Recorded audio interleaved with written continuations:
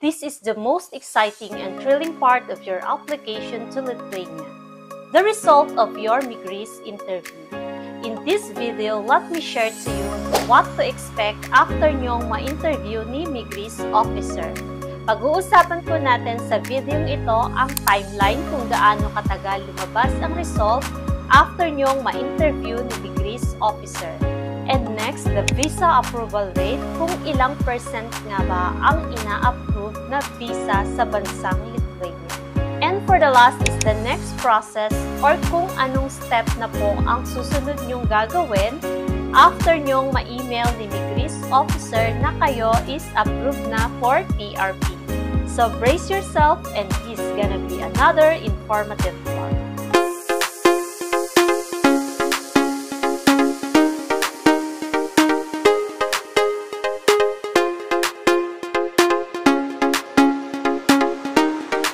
Hey everyone, mga gwapo and gwapa, welcome to our channel. If you're new, this is Inday Gwapa making informative videos regarding my journey in applying to Lithuania.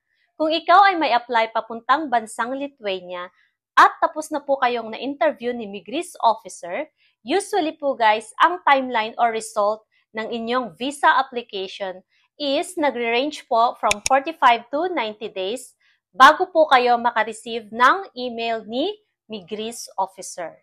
But did you know guys na meron pong mga applicant na after nilang ma-interview ni Migris officer is nakaka-receive agad sila ng result within 20 to 30 days. At ang mga applicant na iyon is maswerte po guys dahil ibig sabihin po smooth ang process ng kanilang application. Okay? So next po, ilang percent nga ba ang visa approval rate sa bansang Lithuania? So guys, umaabot po ng 87.2% ang kanilang visa approval rate at 12.8 naman po ang visa rejection rate last 2023. So kung alam nyo sa sarili nyo guys na nasagot nyo ng maayos ang inyong interview kay Migris officer, just think positive guys, approve ka na niyan.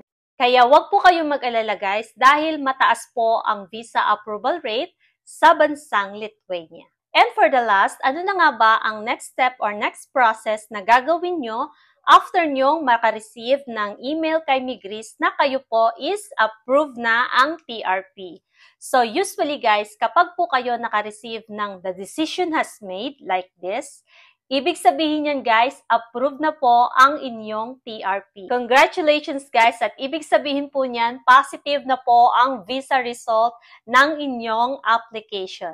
But bear in mind guys, bago po kayo mag-report or pumunta sa VFS Center, dapat po makareceive muna kayo ng ganitong email. Ibig sabihin yan guys, ready to pick up na po ang inyong visa or TRP sa VFS Center. So konting paalala lang po guys, once po na nakareceive kayo ng email ni Migris, mag-aantay po kayo ng another 2 weeks, mag-i-email naman po niyan si VFS Center ng ganito at ready to pick up na po ang inyong TRP. Konting paalala lang po guys, huwag po agad kayong pumunta sa VFS Center hanggat hindi kayo nakaka-receive ng email nila. Dahil meron po akong naging kasabayan doon nung nag-pick up ako ng TRP ko is pumunta agad siya sa VFS kahit wala pa po siyang nare-receive na email ni VFS na ready na to pick up ang kanyang TRP. So, maaaring ang na-receive niya lang nun guys is email ni Migris officer na approve na ang TRP niya. Kaya guys, pakatandaan nyo, kapag po kayo naka-receive ng email ni Migris, pag-aantay po kayo ng 2 weeks, mag-i-email naman yan si VFS at kapag po nag-email na si VFS, ibig sabihin, pipick upin nyo na po ang inyong TRP sa VFS Center. And once naman po na na-pick up nyo na ang inyong TRP, ganito naman pong email ang marireceive nyo guys. Okay? So, meron na po akong ginawang video in regards to how to claim your TRP or visa in VFS Center.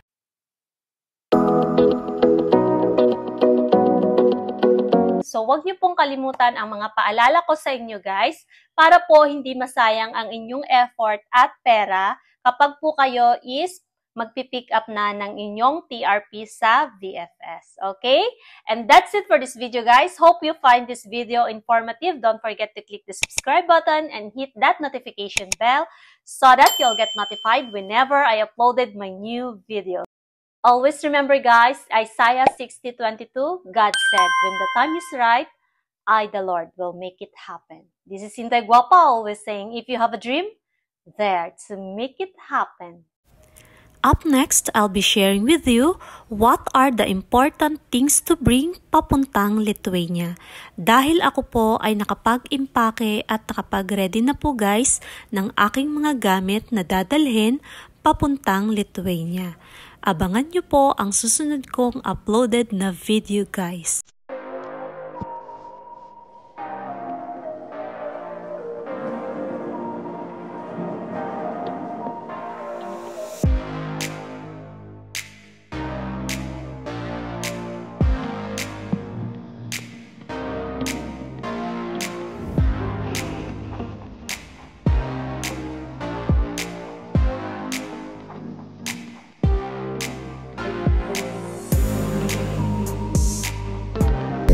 So see you on my next vlog. Bye! Thank you all for watching this here video. Please like and